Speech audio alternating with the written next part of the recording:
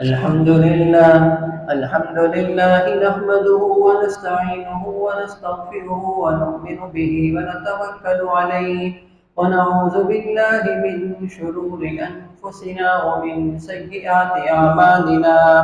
من يهده الله فلا مضل له ومن يضلله فلا هادي له، ونشهد أن لا إله إلا الله وحده لا شريك له، ونشهد أن سيدنا وسندنا ومولانا محمدا عبده ورسوله صلى الله تعالى عليه وعلى آله وأصحابه وبارك وسلم تسليما كثيرا كثيرا. أما بعد، قال النبي صلى الله عليه وسلم: سبعة في ظل يظلهم الله يوم لا ظل إلا ظله، أو كما قال عليه الصلاة والسلام: آمنت بالله صدق الله مولانا العظيم وصدق رسوله النبي الكريم، ونحن على ذلك من الشاهدين والشاكرين، والحمد للہ رب العالمین. میرے بھائیوں، دوستوں، بزرگوں، السلام علیکم ورحمۃ اللہ وبرکاتہ. میں نے آپ کے سامنے جو خطبے کے اندر حدیث مبارکہ کا ایک ٹکڑا پیش کیا ہے، اس حدیث مبارکہ کے اندر آپ صلی اللہ علیہ وسلم نے ارشاد فرمایا کہ 7 آدمی ایسے ہیں جو سائے میں ہوں گے، جن کو اللہ تعالیٰ کل اپنے سائے میں جگہ عطا فرمائیں گے، اور اس دن اللہ کے سائے کے علاوہ، یعنی اللہ کے عرش کے سائے کے علاوہ اور کوئی سایہ نہیں ہوگا. کل قیامت والے دن جب میدان حشر میں سب کے سب لوگ جمع ہوں گے تو اس وقت عجیب حالت ہوگی. سب حساب کتاب کے لیے کھڑے ہوں گے کہ اعمال نامے پیش کیے جائیں، حساب کتاب جلدی شروع ہو اور جنت یا دوزخ کے فیصلے کیے جائیں. تو وہ جو دن ہوگا، وہ جو وقت ہوگا، وہ انتہائی طویل ہوگا اور کٹھن مرحلہ ہوگا، ایک تکلیف دہ صورتحال ہوگی. روایات میں آتا ہے کہ گرمی اتنی ہوگی، سورج سوا نیزے پر آ جائے گا. تپش اور گرمی، پسینوں کی وجہ سے آدمی کی بری حالت ہوگی، اور کسی کا پسینہ ٹخنوں تک آئے گا، کسی کا پسینہ جو ہے وہ گھٹنوں تک پہنچا ہوا ہوگا، اور کسی کے بارے میں فرمایا روایات کے اندر کہ اس کا پسینہ منہ تک آ رہا ہوگا. یعنی پسینوں کے اندر لوگ ڈوبے ہوئے ہوں گے، لیکن 7 خوش نصیب لوگ ایسے ہوں گے کہ جن کو اللہ تعالیٰ اپنے عرش کا سایہ عطا فرمائیں گے، اور وہ خوش نصیب لوگ مطمئن ہوں گے کیونکہ انہیں اللہ تعالیٰ کے عرش کا سایہ نصیب ہو چکا ہوگا. تو ان کی حالت ان لوگوں سے کیا ہوگی؟ بہت بہتر ہوگی. یہ 7 خوش نصیب کون لوگ ہیں کہ جن کے بارے میں آپ صلی اللہ علیہ وسلم نے خوشخبری دی ہے کہ ان کو کل اللہ تعالیٰ اپنے عرش کا سایہ عطا فرمائیں گے. ان میں سے ایک شخص فرمایا الامام العادل، یعنی انصاف کرنے والا امام. انصاف کرنے والا امام، یہ شخص بھی ایسا ہوگا کہ جس کو اللہ تعالیٰ کل اپنے عرش کا سایہ عطا فرمائیں گے. امام اسے کہا جاتا ہے کہ جس کی لوگ پیروی کریں. ایک امام وہ بھی ہے جیسے ملک کا وزیر اعظم ہے، صدر ہے، خلیفہ وقت ہے، کوئی بڑا ہے کہ پوری جو عوام ہے وہ سب کے سب اس کے کیا ہیں؟ تابع ہیں. ساروں کے سارے کے حقوق اس کے ذمے میں ہیں. اور اسی طریقے سے ایک امام وہ بھی ہوتا ہے جسے ہم امام کہتے ہیں جو نماز پڑھاتا ہے، وہ بھی ایک امام ہوتا ہے. اسی طریقے سے گھر کا کوئی بڑا ہو، گھر کا سربراہ، وہ بھی امام ہے. گھر کا سربراہ وہ بھی امام ہے. اسی طریقے سے کسی جگہ کے اندر، کسی ملازمت والی جگہ کے اندر کوئی بڑا جو ہے مینیجر، وہ بھی کیا ہے؟ امام ہے. اسی طریقے سے جو ان کا جو بڑا ہے ہیڈ، وہ بھی کیا ہے؟ امام ہے. اسی طریقے سے چھوٹی جگہوں میں بھی لے لیں کہ کلاس کا مانیٹر کوئی اگر ہو تو وہ بھی کیا ہوتا ہے؟ وہ بھی امام ہے. کہ سب امام کا مطلب ہے کہ جس کی پیروی کی جائے، جس کے پیچھے لوگ چلیں، جس کی اتباع کریں لوگ، تو وہ امام ہے. تو بہت سارے لوگ ایسے ہیں جو امام ہیں، بہت سارے لوگ ایسے ہیں جو امام ہیں. تو فرمایا کہ الامام العادل، انصاف کرنے والا امام، اس کو بھی اللہ تعالیٰ عرش کا سایہ عطا فرمائیں گے۔ انصاف کا کیا مطلب ہوتا ہے؟ ہمارے ہاں انصاف کا مطلب یہ سمجھا جاتا ہے نا عموماً کہ برابر برابر ہو جائے، برابر برابر کر دیا جائے، دونوں کو برابر برابر دے دیا جائے۔ نہیں، انصاف کا مطلب یہ ہوتا ہے اعطی کل ذی حق حقہ، ہر حق والے کو اس کا حق دے دیا جائے، جس کا جو حق بنتا ہے اس کو وہ دے دیا جائے۔ بھائی آپ دیکھیے، آپ کے 4-5 بچے ہیں، کوئی اسکول میں پڑھ رہا ہے، کوئی کالج میں پڑھ رہا ہے، کوئی مدرسے جا رہا ہے، کوئی چھوٹا ہے ابھی، کوئی بالکل چھوٹا ہے، 4-5 بچے ہوں، تو آپ کیا سب کو ایک ہی غذا دیتے ہیں؟ ایسا تو نہیں ہے نا، ہر ایک کی غذا الگ ہے، ہر ایک کی عمر کے حساب سے کیا ہے، غذائیں الگ ہیں، ایک غذا نہیں دیں گے۔ تو یہ کیا ہے؟ یہ انصاف ہوا، یہ انصاف ہے نا کہ جس کا جو حق بنتا ہے اسے وہ دے دیا جائے۔ اور جو انصاف کرتا ہے اس کے بارے میں ایک روایت میں آتا ہے ان المقسطین عند اللہ علی منابر من نور یوم القیامہ، کل جو ہے وہ ایسے لوگ جو انصاف کرنے والے ہیں یہ نور کے ممبروں پر بیٹھیں گے، نور کے ممبروں پر بیٹھیں گے۔ ایسے ممبر ہیں جیسے یہ ممبر ہے نا ایک، تو اس طرح نور کے بنے ہوئے ممبر ہوں گے وہ، اور ان کی تو کیفیت الگ ہوگی، وہ کیسے اونچے ہوں گے، خوبصورت نور کے ممبر ہوں گے۔ یہ لوگ ہوں گے جو ان دنیا کے اندر کیا کرتے تھے؟ انصاف کرتے تھے، انصاف کا معاملہ کرتے تھے۔ اور یغبطہم الناس اولہم وآخرہم، لوگ ان کو دیکھیں گے تو رش کریں گے، اگلے لوگ بھی، پچھلے لوگ بھی، پچھلی امتوں کے لوگ بھی، بعد میں آنے والے لوگ بھی، جو لوگ ہوں گے وہ ان کو دیکھ کے کیا کریں گے؟ رش کریں گے کہ یار کون لوگ ہیں یہ عجیب، کہ ان کو نور کے ممبروں پر بٹھایا گیا ہے۔ تو بتایا جائے گا کہ یہ وہ لوگ ہیں جو دنیا کے اندر انصاف کیا کرتے تھے، والدین کو اس کا حق دو، اولاد کو اس کا حق دو، بہن بھائیوں کو اس کا حق دو، رشتہ داروں کو اس کا حق دو، جس کا جو حق بنتا ہے وہ حق اس کو دے دیا جائے۔ ملازم کو اس کا حق دے دو، ملازم ہے تو اپنے جو مالک ہے اس کا حق پورا کرے، اور مالک ہے تو اپنے نوکروں کا حق پورا کرے۔ اسی طریقے سے گھر کی زندگی کے اندر جہاں جہاں معاملات ہوں، ہر حق والے کو، رشتہ داروں کے حق ہیں، جس رشتہ دار کا جو حق بنتا ہے وہ اس کو دے دیا جائے، جس رشتہ دار کا جو حق بنتا ہے وہ اس کو دیا جائے۔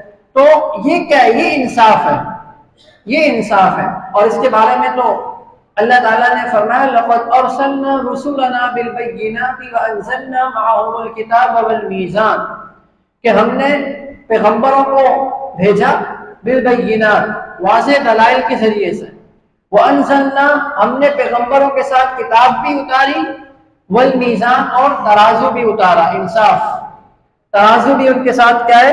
اتارا، لِيَقُومَ النَّاسُ بِالْقِسْطِ، تاکہ لوگ انصاف کے اوپر قائم رہیں، تاکہ لوگ کیا ہوں؟ انصاف کے اوپر جو ہے وہ قائم رہیں۔ تو پہلا وہ آدمی ہے کہ جس کو اللہ تعالیٰ کے عرش کا سایہ ملے گا، وہ آدمی ہے جس کے بارے میں فرمایا الامام العادل۔ اسی طریقے سے ایک وہ شخص ہوگا جس کو اللہ تعالیٰ کل قیامت والے دن یوم حشر میں دن جس کو عرش کا سایہ نصیب ہوگا، وہ کون آدمی ہے؟ دوسرا آدمی کون ہے؟ فرمایا وشاب نشأ فی عبادت اللہ، وہ آدمی کہ جو اللہ کی عبادت کے اندر پروان چڑھاؤ، جو اللہ کی عبادت کے اندر پروان چڑھاؤ، جس کی جوانیاں اللہ تعالیٰ کی عبادت میں گزری ہو۔ جوانی کے اندر، بھائی بڑھاپے میں تو توبہ سبھی کر لیتے ہیں نا، بوڑھا ہو کر تو مسجد میں آئے گا اور کیا کرے گا، اور اس کا کوئی کام ہی نہیں ہے۔ تو بڑھاپے میں تو کیا ہوگا، لوگ آ ہی جاتے ہیں، بڑھاپے میں تو انسان توبہ کر ہی لیتا ہے، کیونکہ اس سے بڑھاپے کے اندر تو گناہ کرنا بھی مشکل ہوتا ہے نا، بڑھاپے کی حالت میں تو گناہ کرنا بھی مشکل ہوتا ہے۔ تو فرمایا کہ وہ نوجوان کہ جو اللہ کی عبادت کے اندر پروان چڑھو، جوانی کے اندر اس نے کیا کر لی ہو؟ توبہ کر لی ہو، جوانی کے اندر عبادت کے اندر اپنے آپ کو کھپایا ہو، نمازوں کی 5 وقت کی نماز کی پابندی ہو، روزوں کا اہتمام ہو، اسی طریقے سے ذکر اذکار کا اہتمام ہو، دیگر نیکی کے کاموں کے اندر اس کی جوانی گزر رہی ہو، اور اگر گناہ ہو جائے تو گناہ کے بعد توبہ کرنے والا ہو۔ وَرَجُلٌ وَيَشَابٌ نَشَأَ فِي عِبَادَةِ اللَّهِ، کہ جس کی جوانی عبادت کے اندر پروان چڑھی ہو، فرمایا کہ یہ شخص بھی وہ ہوگا کہ جس کو کل اللہ تعالیٰ اپنے عرش کا سایہ عطا فرمائیں گے. یہ دوسرا شخص. اسی طریقے سے ایک شخص وہ ہے رجل قلبہ معلق فی المساجد، وہ شخص کے جس کا دل مساجد کے اندر اٹکا ہوا ہے، مسجد کے اندر اس کا دل اٹکا ہوا ہے. کیا مطلب کہ کام کاج کر رہا ہے، ایسا نہیں کام کاج چھوڑ دیے، کام کاج بھی کر رہا ہے، دفتر بھی جا رہا ہے، دکان پہ بھی جا رہا ہے، دیگر ملازمت کے کام بھی کر رہا ہے، لیکن دل مسجد کے اندر اٹکا ہوا ہے کہ اسے یہ فکر بھی ہو رہی ہے، وہاں بیٹھا ہوا ہے لیکن اسے یہ فکر بھی ہو رہی ہے کہ بھائی میں نے ظہر کہاں پڑھنی ہے، ظہر کس مسجد میں مجھے پڑھنی ہے. پھر جب ظہر پڑھ لی تو فکر لگی ہوئی ہے کہ عصر کس مسجد میں پڑھوں، اور بازار جاؤں گا، صدر جاؤں گا، مارکیٹ جاؤں گا تو بھائی کس وقت جاؤں کہ میری نماز نہ نکلے، اور ایسی جگہ جاؤں، ایسے وقت پہنچو کہ فلاں مسجد کے اندر مجھے جماعت مل جائے. دل اٹکا ہوا ہے، کام سارے ہو رہے ہیں، دنیا کے سارے دھندے ہو رہے ہیں، لیکن دل مساجد کے اندر اٹکا ہوا ہے. مغرب کا وقت ہوا، مغرب کی پڑھ لی، پھر عشاء کے وقت کے مغرب کے بعد خیال آ رہا ہے کہ بھائی عشاء میں 1 گھنٹہ رہ گیا ہے تو عشاء مجھے کہاں پڑھنی ہے، عشاء کی نماز کس مسجد میں پڑھنی ہے، یہ فکر لگی ہوئی ہے. اور اسے یہ فکر ہوتی ہے، یعنی کہ کام کر رہا ہے سارے دنیا کے، لیکن جماعت سے نماز نہ چھوٹے، اس کا دل مساجد کے اندر اٹکا ہوا ہے.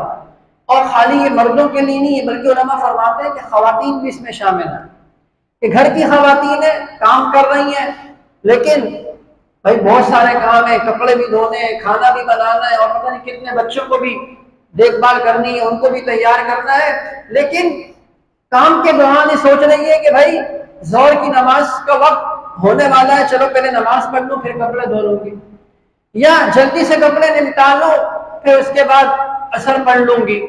یعنی اپنے وقت کے اندر نماز پڑھنے کا اس کی فکر ہو رہی ہے.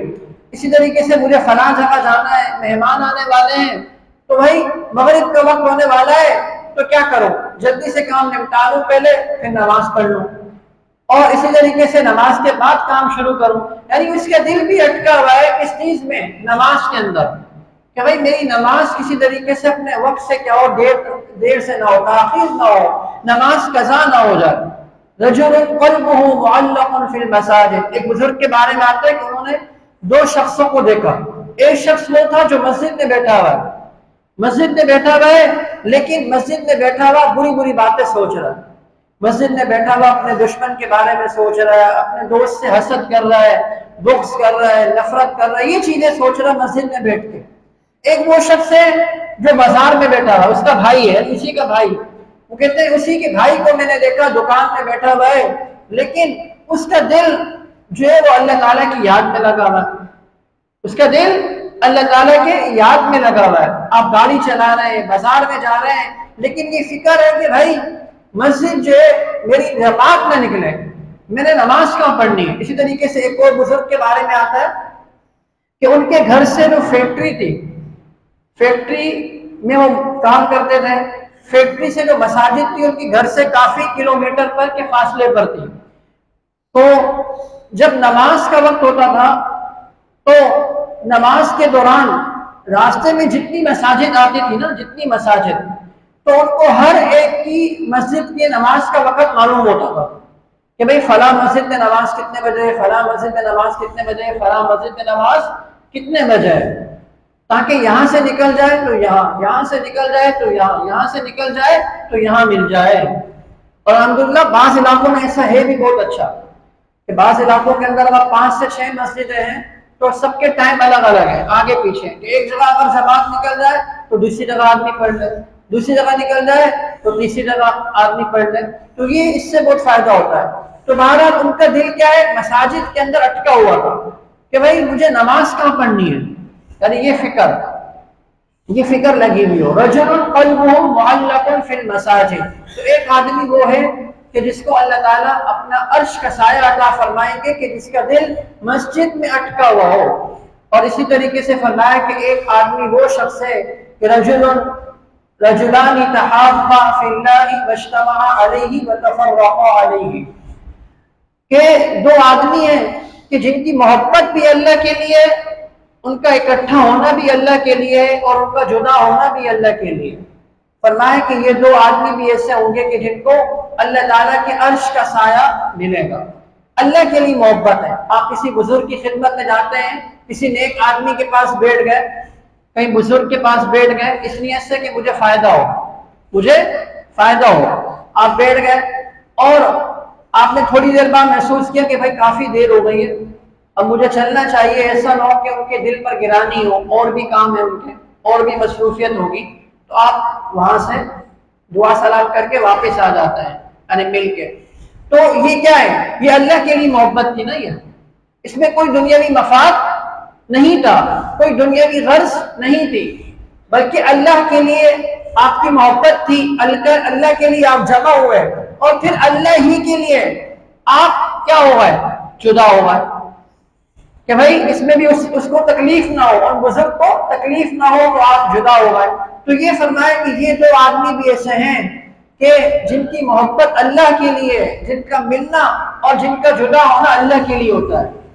ایک تو ہوتا ہے نا کہ ہماری دوستیاں تو آج دنیاوی مفاد کے لیے نا، دنیاوی غرض کے لیے، کہ بھائی میں اس سے دوستی رکھوں گا تو کیا کروں گا، کل کو میرے بھی کام آئے گا، میری بھی مشکلات ہوں گے، میرے مسائل ہوں گے۔ تو ایک ہے اللہ کے لیے محبت، خالص اللہ تعالیٰ کے لیے کیا ہے؟ محبت کرنا، کسی کے نیک ہونے کی وجہ سے، کسی کے اچھے اخلاق کے ہونے کی وجہ سے اس سے اللہ کی رضا کے لیے محبت کرنا، اور اللہ کے لیے جمع ہونا، اور اللہ ہی کے لیے پھر کیا ہونا؟ جدا ہونا۔ فرمایا کہ یہ بھی وہ شخص ہوگا کہ جس کو کل اللہ تعالیٰ اپنے عرش کا سایہ عطا فرمائیں گے۔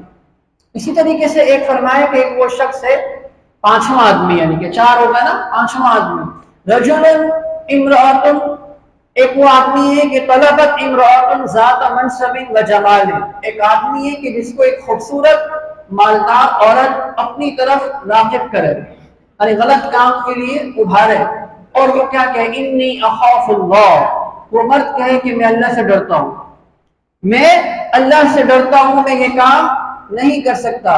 یعنی عورت خوبصورت بھی ہے اور صاحب ثروت بھی ہے، یعنی پیسے کا دولت بھی ہے، اور وہ اس کو گناہ پر آمادہ کرے، لیکن وہ نوجوان، وہ مرد، وہ رک جائے اور کہہ دے کہ میں اللہ سے ڈرتا ہوں۔ فرمایا کہ یہ بھی وہ شخص ہوگا کہ جس کو کل اللہ تعالیٰ اپنے عرش کا سایہ جو ہے وہ عطا فرمائیں گے۔ اسی کے الٹ لے لو، یعنی اسی کے الٹ بھی ہو سکتا ہے کہ وہ عورت کہ جس کو کوئی مالدار آدمی اپنی طرف بلائے، اور خوبصورت بھی ہو، مالدار بھی ہو، اور وہ عورت کہہ دے انی اخاف اللہ، کہ میں اللہ سے ڈرتی ہوں، یعنی اپنی عزت کی حفاظت کرے، اپنے نفس کی حفاظت کرے، تو فرمایا کہ یہ بھی عورت ان لوگوں میں سے ہوگی کہ جن کو کل رحمان اپنے، یعنی خدا اللہ تعالیٰ اپنے عرش کا سایہ جو ہے وہ عطا فرمائیں گے۔ ایک تو یہ ہے نا، تو اس حدیث کے اس ٹکڑے کے اندر دیکھیں کیا فرمایا کہ وہ کہ عورت اس کو کیا کر رہی ہے؟ عورت اس کو خود اپنی طرف متوجہ کرے، یعنی تمام راستے کھلے ہوئے ہیں، یعنی عورت کو آمادہ کرنا کیا ہوتا ہے؟ مشکل ہوتا ہے، یعنی لوگ عورت کو آمادہ کرتے ہیں، لیکن عورت خود اگر رغبت کرے تو فرمایا کہ اس کے باوجود وہ آدمی اپنے آپ کو روک رہا ہے، تو کتنی بڑی بات ہے یہ، کتنی بڑی بات ہے یہ۔ فرمایا کہ کل اللہ تعالیٰ اس کو اپنے عرش کا سایہ عطا فرمائیں گے۔ اسی طریقے سے ایک چھٹے نمبر پہ وہ آدمی ہے کہ جو صدقہ اس طرح کرتا ہے، صدقہ دائیں ہاتھ سے اس طرح کرتا ہے کہ بائیں ہاتھ والے کو بھی پتہ نہ چلے کہ کیا دیا ہے، یعنی تمہارے بائیں ہاتھ والے کو بھی پتہ نہ چلے کہ تم نے صدقہ کیا دیا، یعنی مخفی طور پر چھپا کر صدقہ دینے والا شخص، چھپا کر صدقہ کرنے دینے والا شخص، کیونکہ صدقہ جو ہے یہ نفلی چیز ہے نا، یہ نفلی نماز، نفلی روزہ، نفلی حج، نفلی عمرہ، یہ ساری چیزیں ایسی ہیں کہ جن کو چھپا کے کرنا چاہیے، جن کو یہ نہیں کہ آپ عمرے پہ جا رہے ہیں تو آپ نے فیس بک کے اوپر لگا دیا کہ پوری دنیا کو بتا رہے ہیں کہ ہم جا رہے ہیں، حج پہ جا رہے ہیں، نفلی حج پہ، نفلی عمرے پہ، یا آپ جو ہے وہ نماز پڑھ رہے ہیں نفلی اور خود نوافل پڑھے جا رہے ہیں اور یہ سمجھ رہے ہیں کہ لوگ مجھے سمجھے کہ بہت بزرگ ہیں، تو یہ نفلی جو عبادتیں ہیں، نفلی عبادت، تہجد ہے، مثلا تہجد کی نماز آپ مسجد میں آ کے پڑھنے لگ جائیں۔ اللہ کے نبی صلی اللہ علیہ وسلم کے گھر اور مسجد نبی کے اندر فاصلہ کتنا تھا بھائی؟ بالکل مختصر سا فاصلہ تھا، بلکہ مسجد کے ساتھ ہی بالکل کیا تھا؟ آپ صلی اللہ علیہ وسلم کا حجرہ مبارکہ تھا، لیکن اللہ کے نبی صلی اللہ علیہ وسلم تہجد کہاں پڑھتے تھے؟ گھر کے اندر پڑھا کرتے تھے تہجد کے اندر، اور ازواج مطہرات میں سے کوئی ہوتا تھا اور اللہ کے نبی ہوا کرتے تھے، یہاں تک کہ صحابہ کرام کو پوچھنا پڑتا تھا ازواج مطہرات سے کہ اللہ کے نبی تہجد کی کتنی رکعتیں پڑھتے تھے اور کیسے پڑھتے تھے، اور اس دوران کیا دعائیں مانگی اور کس طرح گر گڑائے۔ یعنی یہ مخفی، یہ عبادت ہے، نفلی عبادت ہے، تو اس کے اندر کیا ہے، چھپا کے کریں۔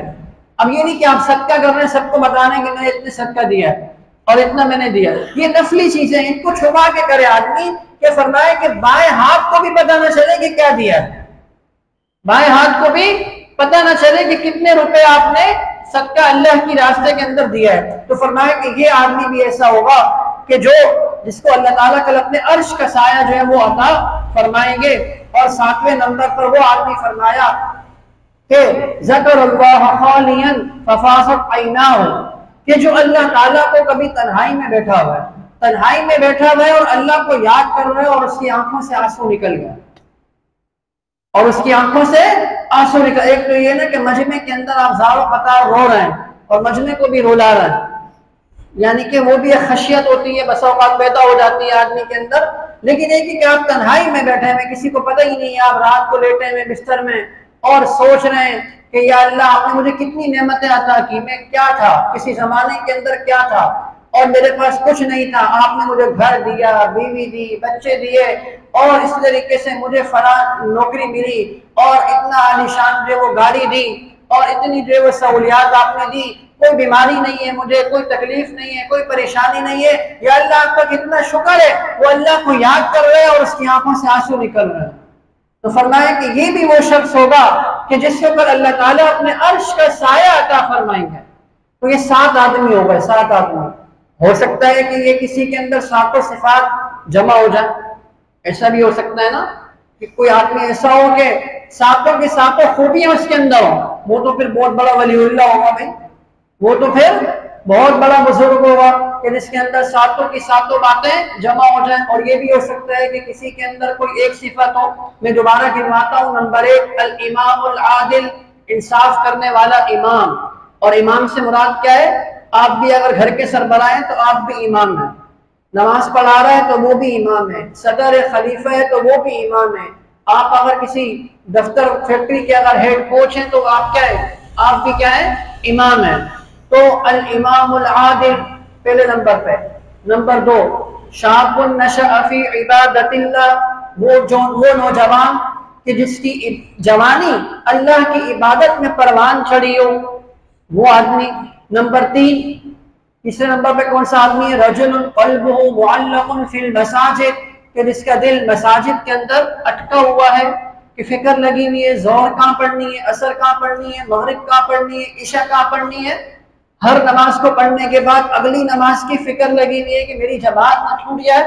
اور نمبر 4 رجلان تحابا فی اللہ تفرقا علیہ واجتمعا علیہ، یعنی چوتھے نمبر پہ وہ آدمی کہ جن کی محبت اللہ کے لیے ہو، جن کا ملنا بھی اللہ کے لیے ہو اور ان کا جدا ہونا بھی اللہ کے لیے ہو۔ نمبر 5 کہ ان رجل امرأة طلبت امرأة ذات منصب و جمال، کہ ایک آدمی ہے اس کو کوئی مالدار عورت، خوبصورت عورت اپنی طرف متوجہ کرے اور وہ کیا کہے، انی اخاف اللہ، میں اللہ سے ڈرتا ہوں۔ نمبر 6 چھٹے نمبر پہ کون سا آدمی ہے کہ جو مخفی ہو کر صدقہ کرے، اس طرح صدقہ کرے کہ اس کے بائیں ہاتھ کو بھی پتہ نہ چلے۔ اور اسی طریقے سے 7ویں نمبر پر وہ آدمی ہے ذکر اللہ خالیا ففاضت عیناہ، کہ جس کی آنکھوں اللہ کو تنہائی کے اندر یاد کر رہا ہے اور اللہ کی نعمتوں کو سوچ رہا ہے اپنے اوپر کی بھی، اور پھر اس کی آنکھوں سے آنسو بہ پڑتے ہیں۔ تو یہ 7 آدمی ہیں جن کے بارے میں فرمایا کہ کل لوگ تکلیف کے اندر ہوں گے، تنگی کے اندر ہوں گے، لیکن یہ 7 آدمی جو ہے وہ جن کو اللہ تعالیٰ اپنے عرش کا سایہ عطا فرمائیں گے۔ دعا فرمائیں کہ اللہ تعالیٰ ہمیں بھی اچھے صفات عطا فرمائے۔ وآخر دعوانا الحمد للہ رب العالمین۔